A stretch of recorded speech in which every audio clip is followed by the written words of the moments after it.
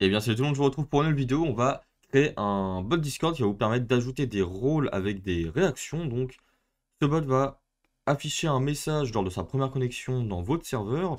Et ce message, vous pourrez, hop là, alors je vais vous l'afficher juste ici, grâce à une simple réaction, obtenir un rôle, voilà, suivant la réaction que vous aurez effectuée auprès de ce message. Alors, donc pour commencer, oui, je tiens à vous dire d'abord que si vous n'avez pas réussi à faire suivre ce tuto ou que vous voulez tout simplement le code source, vous pouvez le retrouver dans la description de la vidéo sur GitHub. Du coup, j'ai upload le code source et j'ai en plus les petites images que vous pouvez trouver, que j'ai utilisées avec Linux et Windows du coup. Donc voilà. Alors, moi, je vais lancer Visual Studio Code. Alors, je vais ouvrir un dossier. Je vais créer un nouveau dossier. Reaction Walls. Donc vous, hein, vous utilisez votre idée, l'idée que vous voulez, et vous démarrez du coup un projet pour créer un bot. Alors, tac. En même temps, je vais aller sur le Discord développeur pour récupérer, alors pour ceux qui ne savent pas comment créer un bot, hop là, donc sur l'application Discord développeur, vous pouvez retrouver le lien dans la description.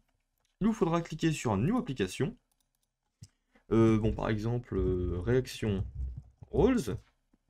On crée cette application. On a un petit onglet bot à gauche. On va cliquer sur Add Bot. Yes, do it. Voilà, on a notre bot qui s'appelle Reaction Roles, super.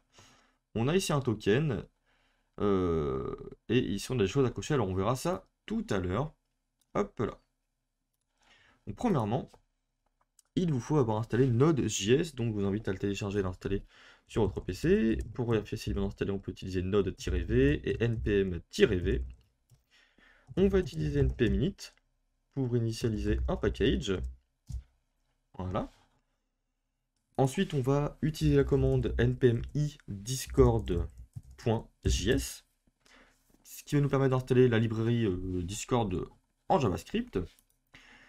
Et on va créer un fichier index.js qui va être le point d'entrée de notre application. On peut le retrouver dans le fichier package.json avec main index.js. Super.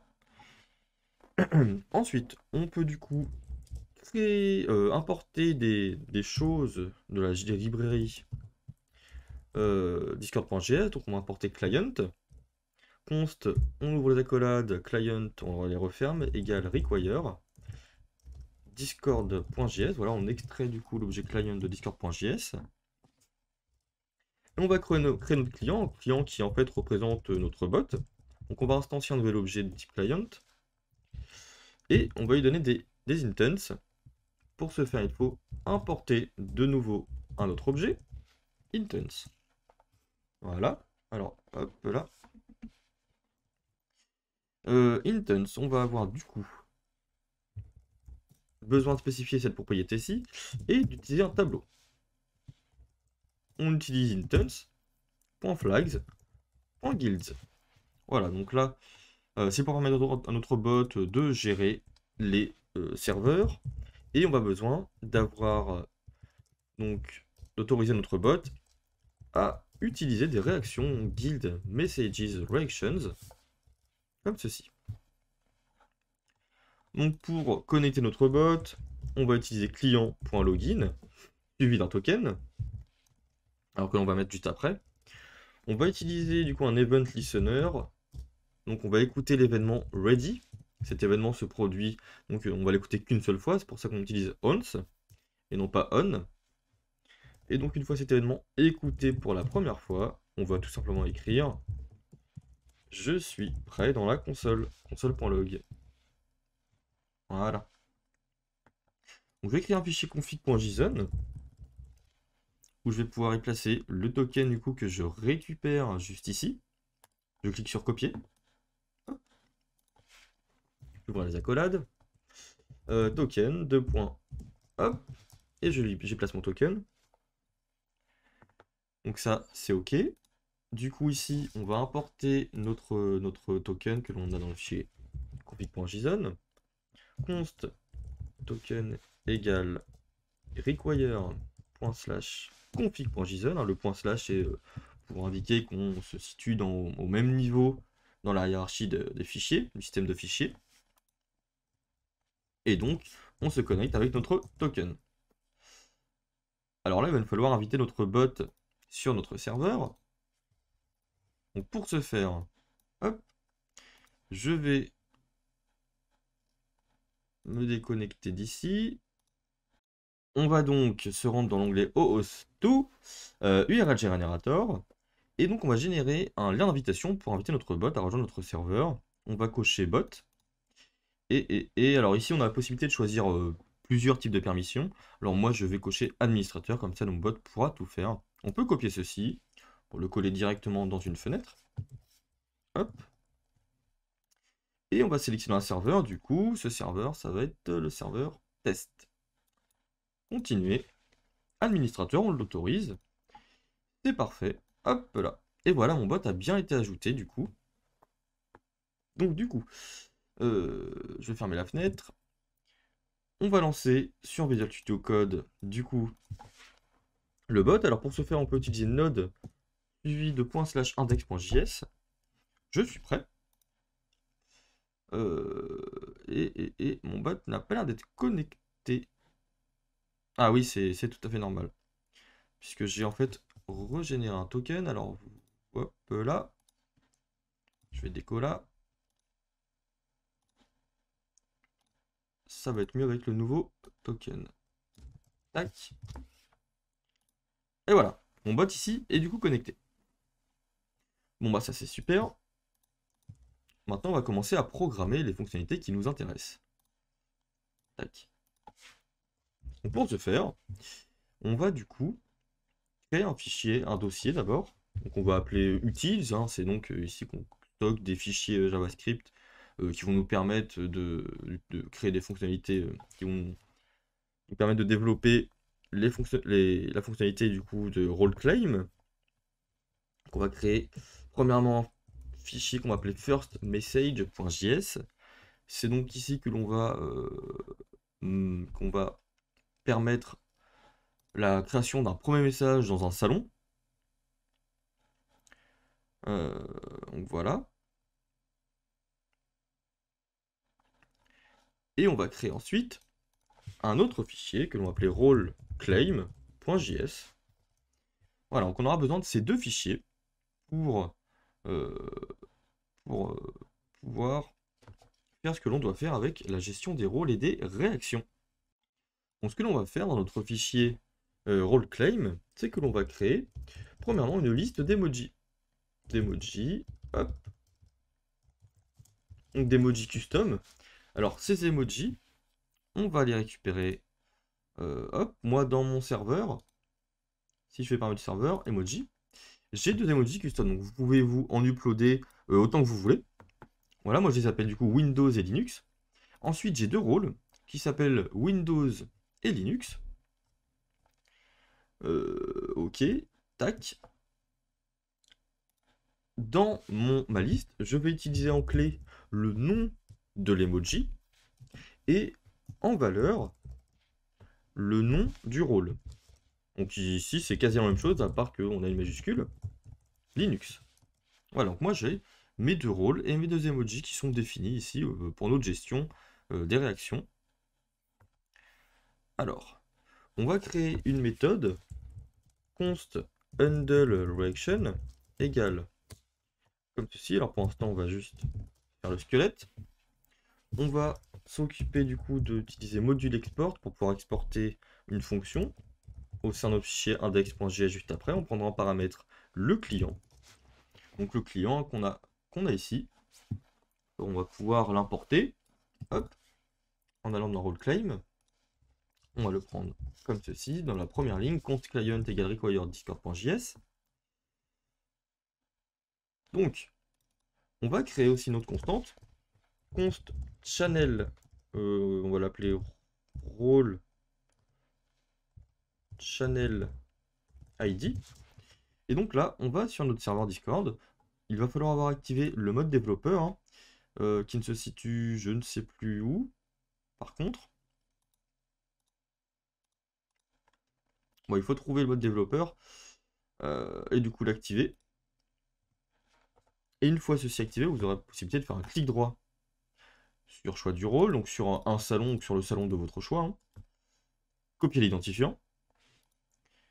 Et donc, on copie ce channel ID juste ici. Alors, on va le mettre sous forme de chaîne de caractères, voilà. Dans notre module export, on va utiliser des commentaires juste au-dessus. Param client, c'est un type client, donc on a juste là. Comme ça, on va pouvoir accéder à l'autocomplétion que va nous proposer Visual Studio Code. Donc, const channel égale client. On récupère donc les channels du serveur. On rentre dans le cache.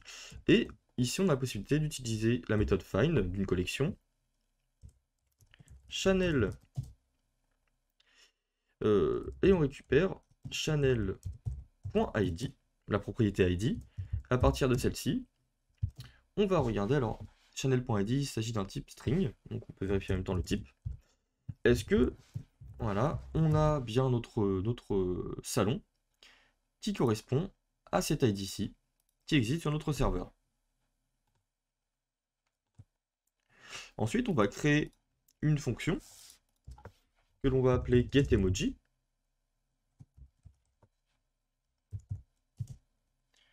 GetEmoji, d'ailleurs, qu'on peut déclarer hein, ici. GetEmoji égale emoji name. Tac. Et donc, on va faire return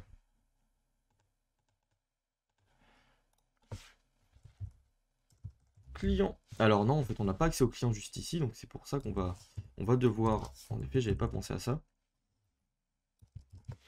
Ok, donc on récupère en paramètre le nom d'un emoji. Hop. Alors on peut le mettre entre parenthèses pour avoir une meilleure lisibilité. Voilà, on a notre paramètre.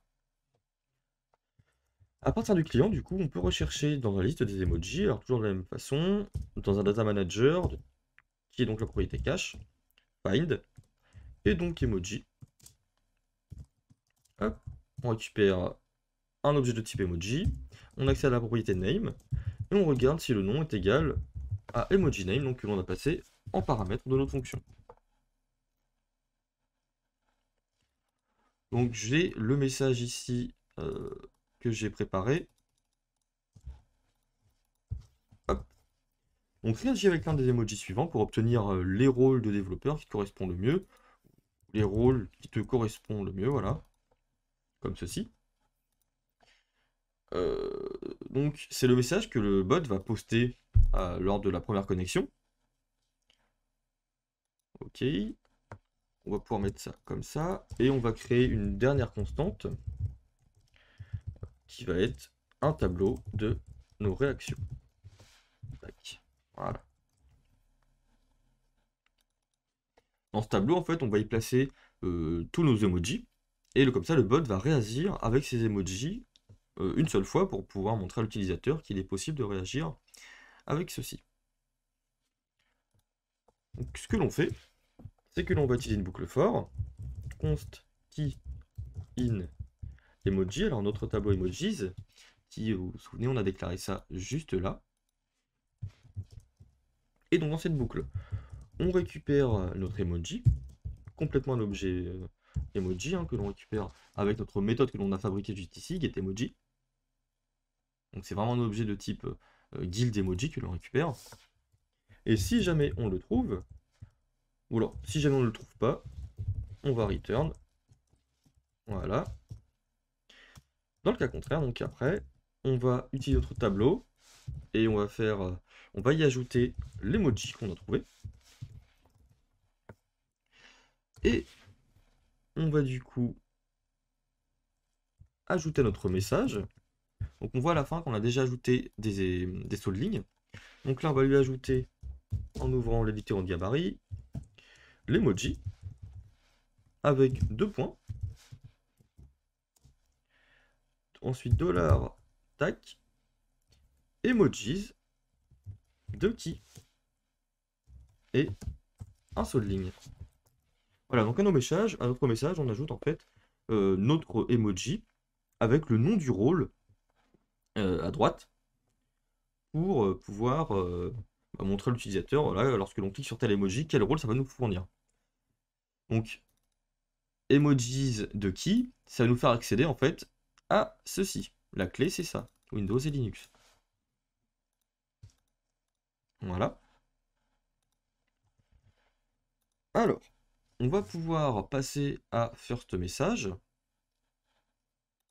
On va utiliser module.export égale. Nous, on va avoir besoin du channel dans lequel poster le message, du texte qu'il va falloir poster, et du tableau des réactions. Hop là.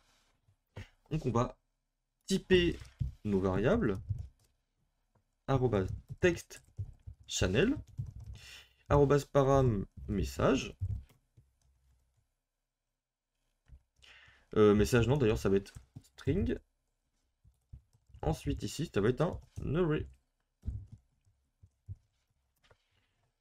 Donc on a besoin d'importer des choses. Alors, hop, const text channel et message égale require discord.js. D'ailleurs, message, on n'en a plus besoin. Ok. On va avoir deux méthodes. Initialize. Oui. Init. First message égale. Donc ce sera une méthode asynchrone. On va avoir besoin de notre channel, texte et réaction. On va avoir besoin en fait des mêmes paramètres.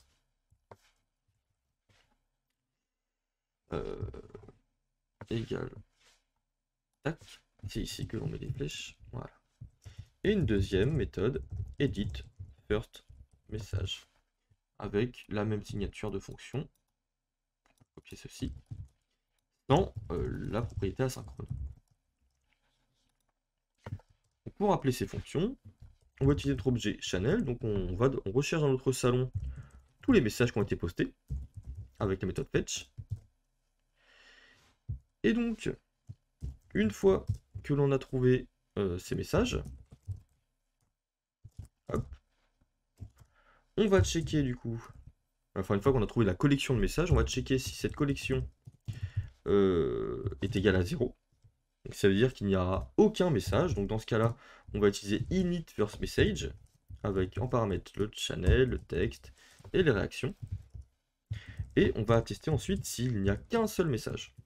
Parce que dans ce salon-là, on ne voudra pas que donner la possibilité aux autres utilisateurs de poster de messages. Donc si on va considérer que s'il y a plus d'un message, c'est qu'il y a une erreur. Ici, on va passer en paramètre les messages. En fait, on va voir tout à l'heure pourquoi. Notre texte et nos réactions. Voilà. Donc pour initier le premier message, on va tout simplement utiliser donc une méthode asynchrone, channel.send, donc il faut utiliser await, text.zen, message. Donc une fois que l'on a posté notre message, on va y ajouter des réactions. Alors add réaction que l'on va coder, const add reactions égale. On a besoin du message et de la liste des réactions. Donc là, on va pouvoir passer en paramètres. Ici, c'est un type message, donc en fait, on en a bien besoin là. Un tableau. Peut-être zoomer un petit peu d'ailleurs. Voilà, pour que vous voyez bien. Et ensuite, on utilise notre objet message et on a une méthode React, tout simplement. On prend, voilà. En fait, on prend le message, les réactions, donc la première occurrence, et on va shift, c'est-à-dire qu'on va retirer le premier élément de la collection de réactions. En gros, on réagit jusqu'à ce qu'on n'ait plus d'éléments dans notre collection. Et donc, s'il y a toujours quelque chose dans notre collection, au moment où on a déjà retiré un autre élément, on va utiliser une méthode setTimeout, où en fait on va répéter cette fonction toutes les tant de millisecondes, avec par exemple 500 millisecondes. Donc voilà. Alors on pourrait, pour faire ça bien, const timeout égale 500. Et on va utiliser notre constante dans notre méthode ici. Donc on ajoute notre action avec message et réaction passée ici en paramètre. Dans notre méthode init first message. Donc dans les cas de l'édition, on récupère une liste de messages. Donc ce qu'il faut faire, c'est parcourir ces messages. Il faut savoir que dans notre liste de messages, on a en fait une collection qui est un dictionnaire avec une paire de clés-valeurs. Donc message de 0, ce sera la clé. Message de 1, ce sera du coup le contenu. Donc l'objet message. On va pouvoir utiliser la méthode edit avec du coup notre texte que l'on récupère ici. Que l'on peut d'ailleurs typer ceci. Qu'est-ce qu'on a ici? On a une collection. Collection qui doit provenir voilà, ici. Voilà. Le texte c'est du string et un arrêt. Voilà, c'est plus facile ensuite pour pouvoir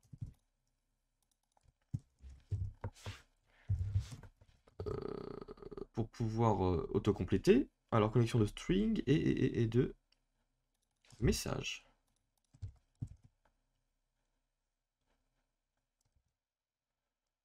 Ok.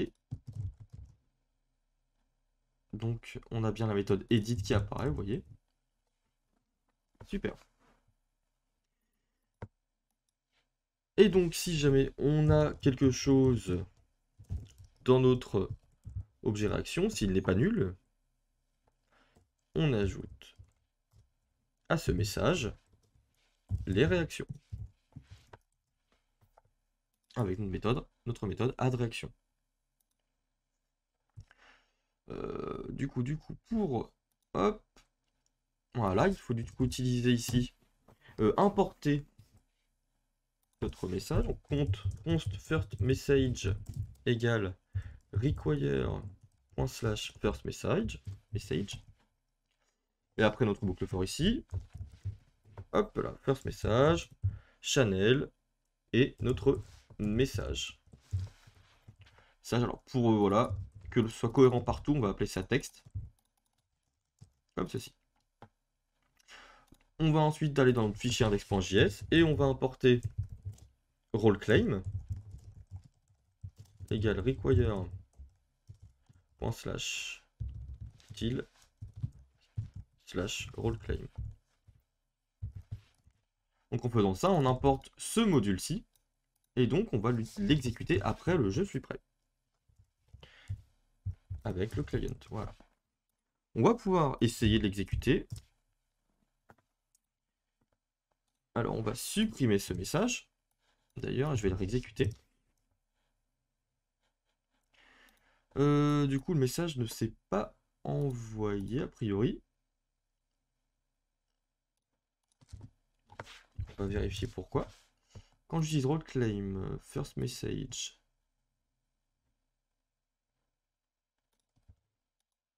init first message, qu'est-ce que l'on a comme problème ici? Bon, du coup, ce qu'il faut faire, c'est ajouter un point d'exclamation ici. Si jamais il n'y a pas d'emoji, on arrête tout. Ensuite, dans notre méthode first message, il faut passer nos réactions. Forcément, sinon ça ne va pas me donner grand chose. Et on va pouvoir du coup effectuer un premier test. Alors, hop. Ok, ah, hop là. Et donc voici le message qui a été mis à jour. Donc si jamais je le modifie,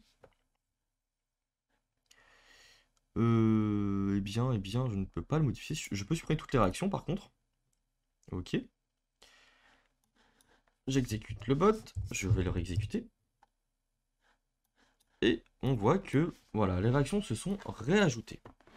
Alors maintenant, on va coder la possibilité de lorsque l'on réagit, on nous met un rôle, forcément.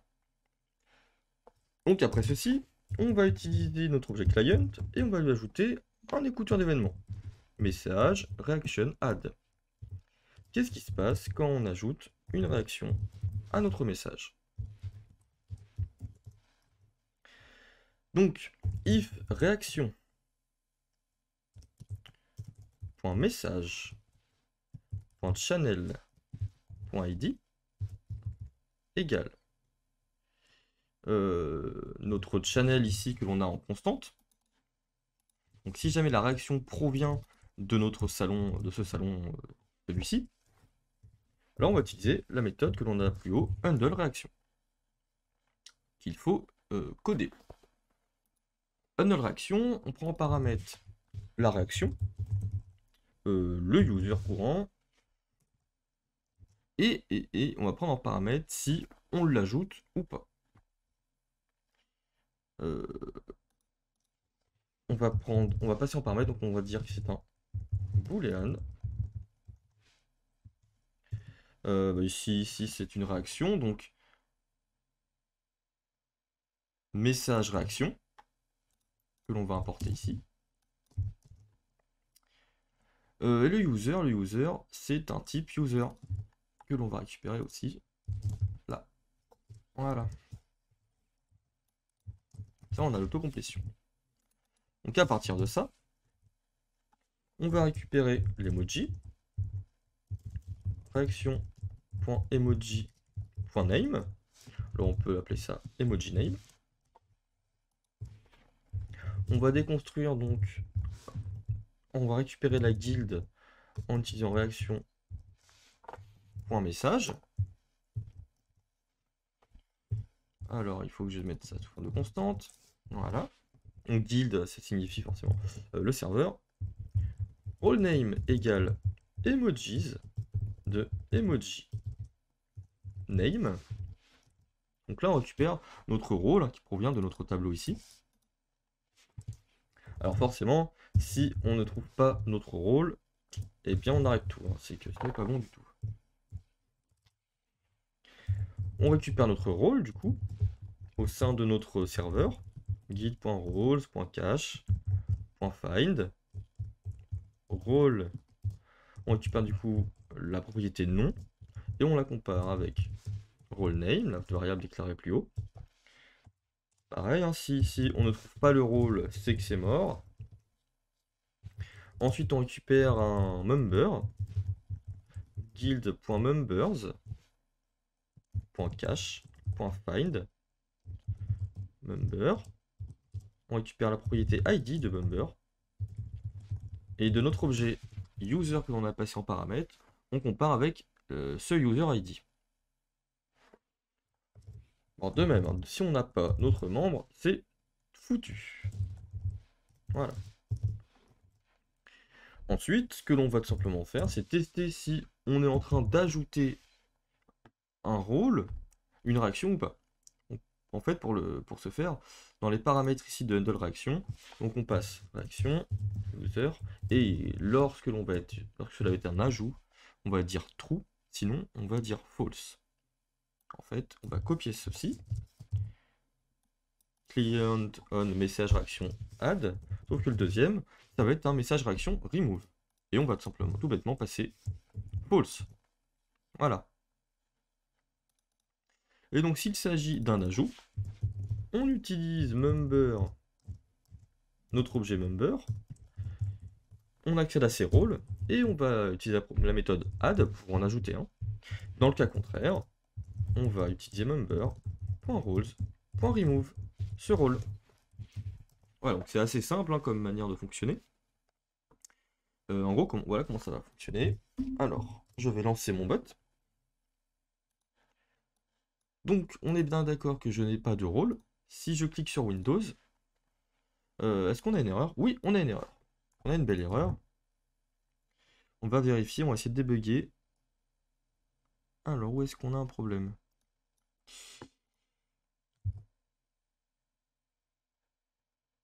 D'accord, donc il ne doit pas avoir accès à la gestion des rôles.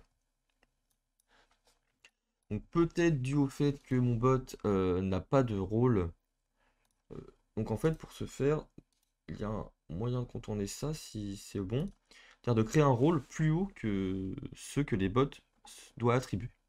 Donc j'ai mis mon bot en robot qui est du coup qui a les permissions de gérer les rôles. Et on va voir si ça marche. Et ça fonctionne du coup, c'est effectivement ça. Il faut lui ajouter la permission de gérer les rôles, et donc un rôle qui soit plus haut que les autres.